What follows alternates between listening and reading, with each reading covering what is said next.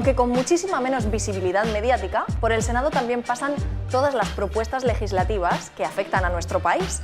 Y en España, la región de Murcia tiene también su representación en el Senado. En la Cámara Alta hay 6 personas de nuestra región, 4 son del Partido Popular, 2 del Partido Socialista. Esta noche tenemos con nosotros al senador por el Partido Socialista, Juan Luis Soto. Muy buenas noches. Muy buenas noches. Y bienvenido.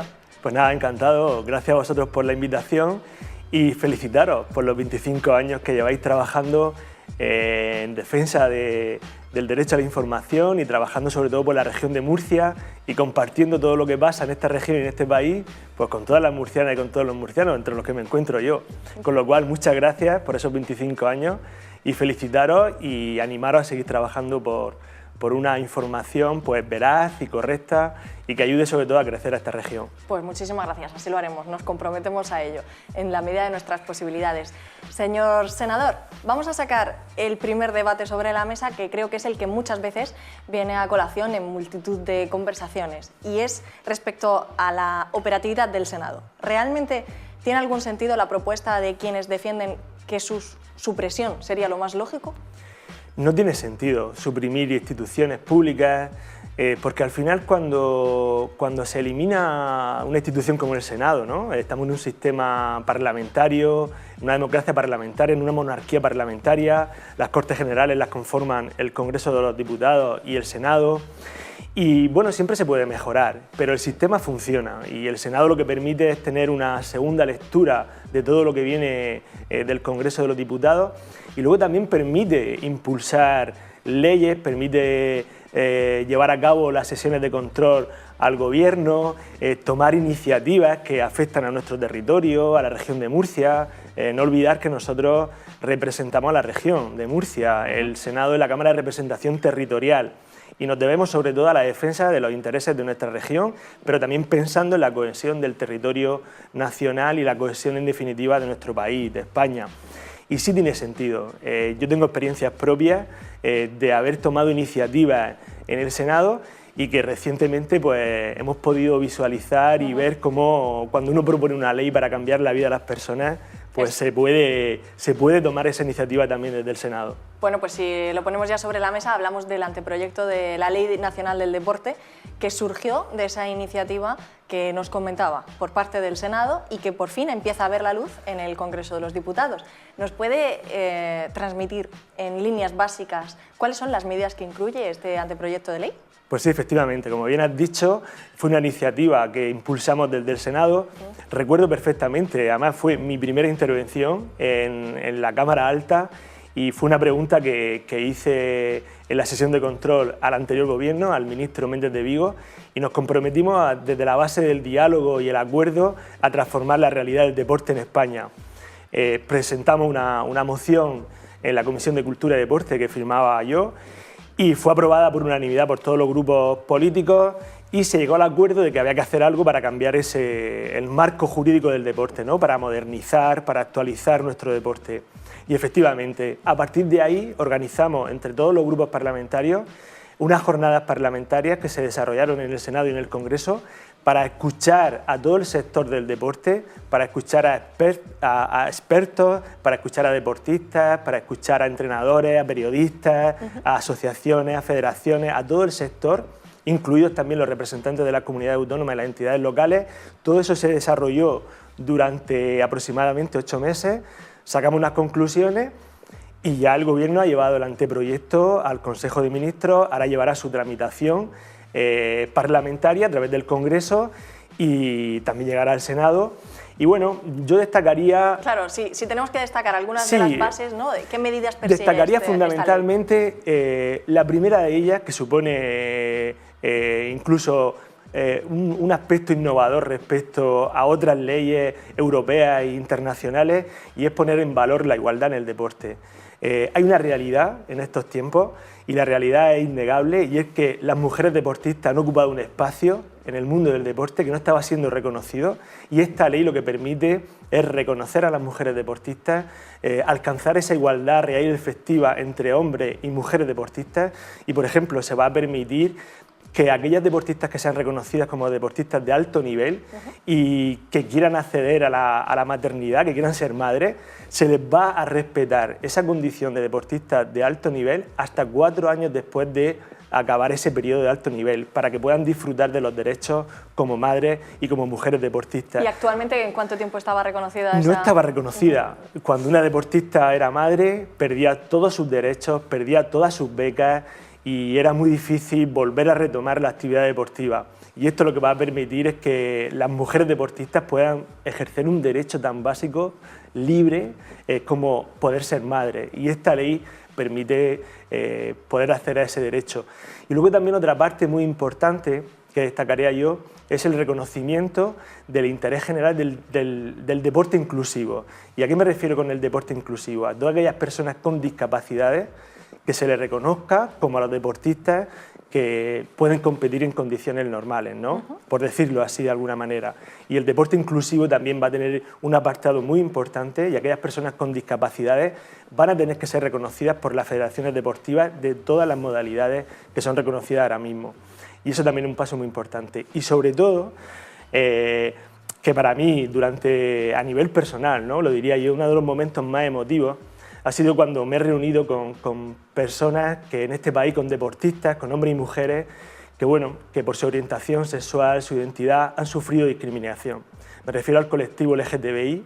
Dentro del mundo del deporte. Dentro del mundo del deporte han sufrido discriminación, han sufrido ataques, insultos, y esa gente que ha sufrido en silencio, ¿no? Esos ataques que muchas veces escuchamos en campos de fútbol, en terrenos, en el ámbito deportivo, desgraciadamente, esta ley también les va a proteger y con el único objetivo de dignificarles.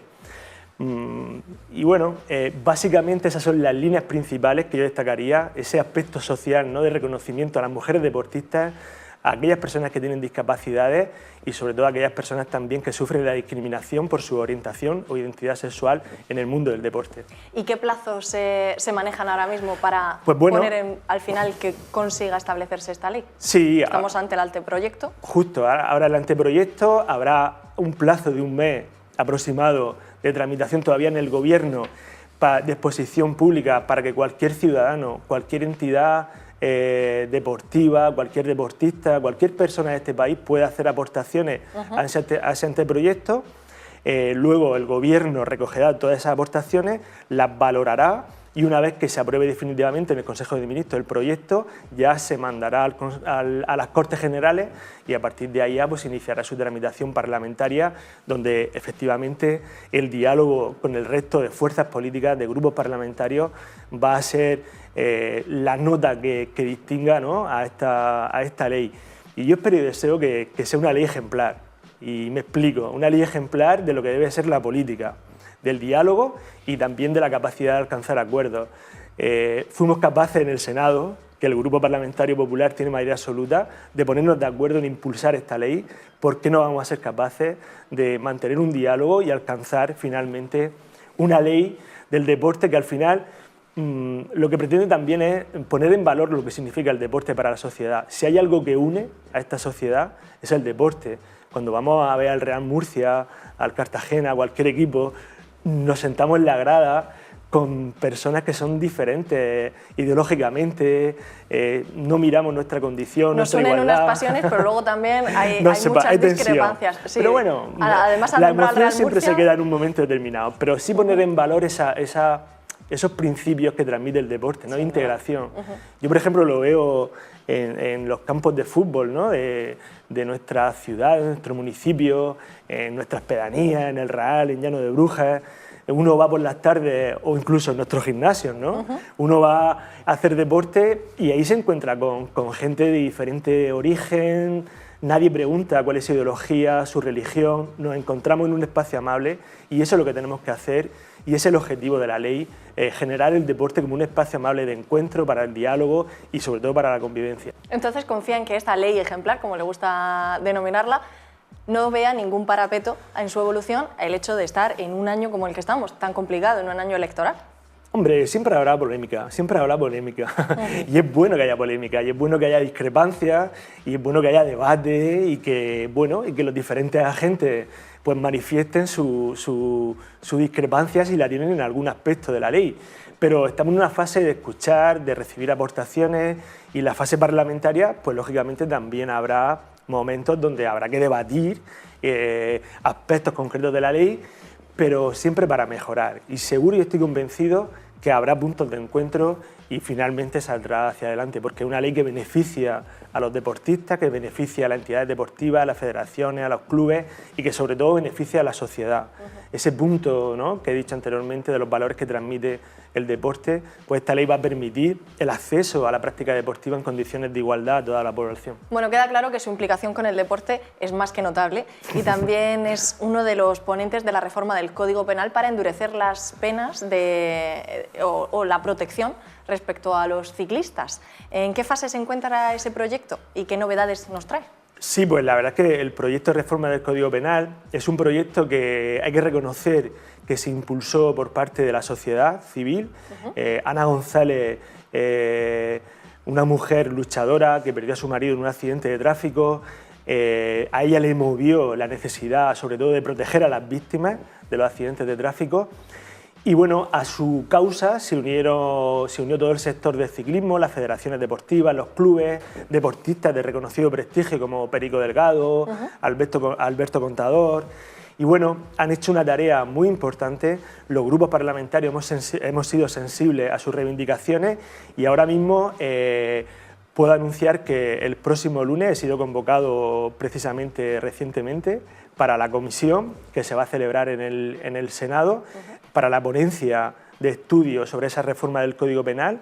Primero, el día 11 se verá en comisión y si todo va bien se aprobará ese informe que pasará luego al pleno del día 18 en el Senado, donde definitivamente se aprobará la reforma del Código Penal y que, para que todo el mundo lo entienda y también se sensibilice con este asunto de los accidentes de tráfico, va a suponer un aumento de las penas. Ahora se va a pasar a castigar hasta 9 años de cárcel a aquellos conductores que cometan un accidente de tráfico por una imprudencia muy grave y que tengan como resultado pues, varios fallecidos como consecuencia de ese accidente. Y una novedad muy importante es que se va, además histórica, ¿no?, en el ámbito penal, es que se va a reconocer un nuevo delito que va a ser el de abandono del lugar del accidente. Cuidado, cuando tengamos un accidente hay que ser responsables, primero evitarlo, que no pase, pero en el caso de que ocurra, atender a las víctimas, no huir de ese lugar del accidente, porque también será castigado con pena de prisión, abandonar o sea, se han endurecido las penas, porque se han endurecido las penas. La obligación a socorrer a las víctimas ya existía. Ya existía esa obligación, pero había ahí un criterio de interpretación que en algunos casos no permitía condenar a aquella persona que no... el deber de socorro no lo cumplía, ¿no?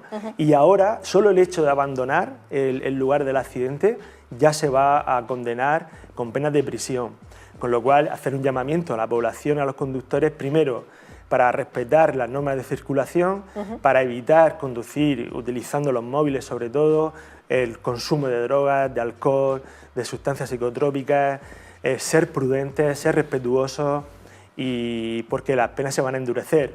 No es solo suficiente endureciendo las penas, habrá que ir avanzando en educación vial, en sensibilización, en visualización de las consecuencias que puede conllevar y sobre todo también una responsabilidad de que todas las administraciones mejoren nuestra infraestructura. Entiendo que no es comparable la vulnerabilidad de los ciclistas y muchísimo menos se puede extrapolar las penas hacia unos y otros, pero el colectivo de los conductores muchas veces también se queja de las infracciones cometidas por los ciclistas en vías urbanas cuando no respetan el código de circulación. ¿Se va a regular también a este respecto? Sí, efectivamente, esto es responsabilidad de todos los que conviven en ese espacio, ¿no?, de todos los que forman parte de nuestras vías urbanas, interurbanas, conductores, ciclistas, peatones.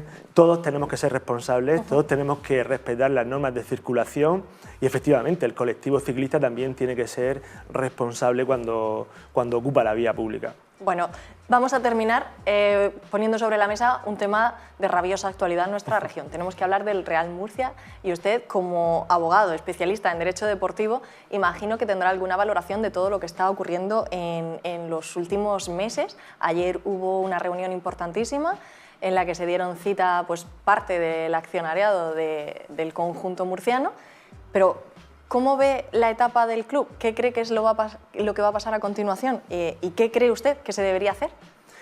Bueno, yo lo que vi ayer, yo lo veo positivo, lo veo en positivo.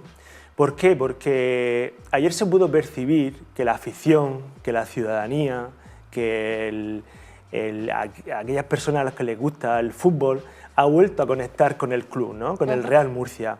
No sé exactamente el número de accionistas que asistieron, pero vi un número importante, ¿no?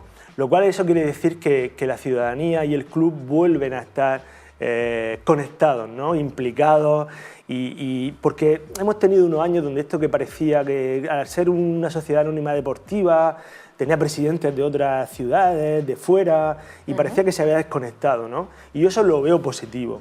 Ahora, en el tema legal, de lo que ha pasado hasta ahora, de quién es el propietario, quién es el accionista mayoritario, la ampliación de capital, si ha sido correcta o no, ¿sí? Yo, viendo lo que pasó ayer, lo que sí que creo que es la mejor solución es que las partes, quien dirige ahora mismo el club y quien aspira a dirigirlo porque entiende que hay un laudo arbitral que le da la razón, una sentencia del TAS que le da la razón, yo invitaría al diálogo y al acuerdo, porque me da la sensación de que se está haciendo razonablemente bien, ¿vale? Sin entrar en los detalles legales, ¿vale? Entonces, bueno, si ahí la afición se encuentra cómoda, si entre todos queremos que el Real Murcia vuelva a ser un club de primera, o el histórico de segunda, que siempre ha sido, si no me equivoco, creo que ha sido el que más temporadas está en segunda división, y si aspiramos a tener, pues bueno, un club que conecte con la ciudad, con la afición, con la región entera, yo creo que ahí lo mejor sería que las partes se pusiesen de acuerdo. Aboga usted una vez más por la conversación, y llegar a acuerdos. Y llegar a acuerdos. A veces sí, porque, es más que complicado, lo hemos visto. Bueno, pero no es imposible, ¿eh? No es imposible. El fracaso es que tengamos que ir a los juzgados, que el sistema judicial sea el que decida por otros, y lo hará con base a la ley y con base a lo que ha ido pasando hasta ahora, y probablemente esa no sea la solución que más beneficia al Real Murcia. Será una solución legal, será una resolución justa, ajustada a derecho, pero probablemente a lo mejor no sea lo mejor que el Murcia necesita ahora, porque si tenemos la afición que va remando en el mismo barco, si tenemos ahí un objetivo claro, pues oye, lo mejor es que se hable y que se busque una solución pactada. Bueno, pues estaremos atentos porque si no nos equivocamos, el 26 de febrero se celebra la vista por la impugnación de esta última ampliación de capital. Estaremos atentos. Muchísimas gracias por habernos acompañado. Pues nada, muchísimas gracias y os deseo mucho éxito durante al menos 25 años más. Así sea, gracias. Igualmente. Buenas noches.